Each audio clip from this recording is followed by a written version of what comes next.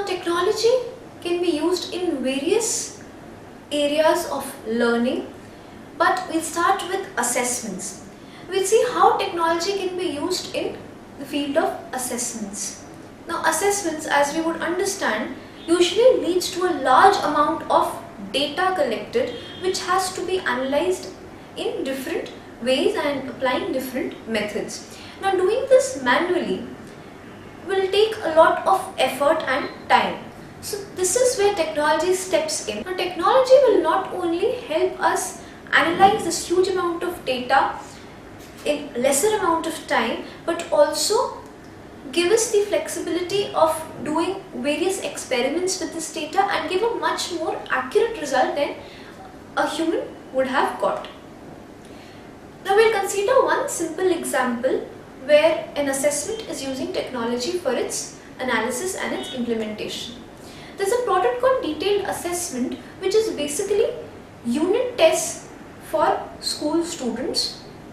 It has a bank of questions divided into conceptual, procedural and textbook type questions, which are given to a class of students working on a particular topic. Now suppose a test is given to a class of students on the topic, say, light or reflection of light. Now once the students have answered this paper, maybe on sheet of paper or on computers or tablets or even mobile phones, this data can be instantly recorded and analyzed using some predefined methods, rules or programs, and the results or the analysis can be in real time sent to the teacher,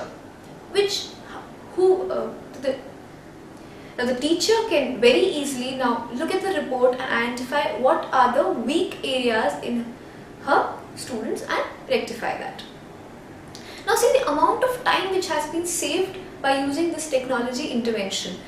If there was no technology being used here, the test would have been first prepared by the teacher, then the student would have taken it on pen and paper, teacher would have corrected each and every test manually, and then if there was strength left, and then she could have analyzed the patterns or the skills which were weak in students.